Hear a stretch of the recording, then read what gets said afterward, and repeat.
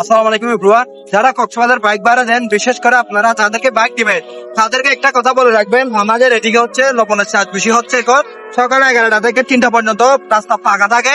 এরপর থেকে হচ্ছে আপনার কাদা থাকে, অনেক কাদা। অনেক বলতে গেলে গাড়ি অ্যাক্সিডেন্ট হওয়ার সম্ভাবনা অনেক বেশি থাকে।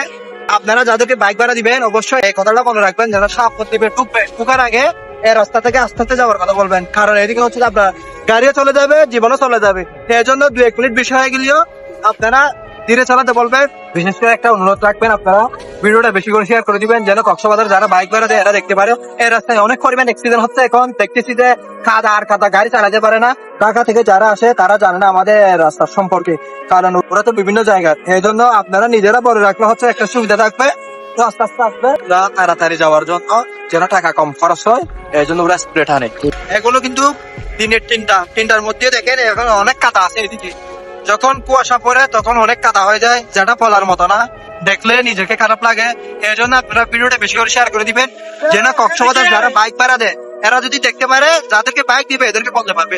আপনারা সবাই ভিডিওটা বেশি করে শেয়ার করে দিবেন, যেন কক্সবাজার বাসীরা দেখতে পারে। আল্লাহ হাফেজ, ভালো থাকবেন। ভিডিওটা শেয়ার করে দিবেন, একটা অনুরোধ।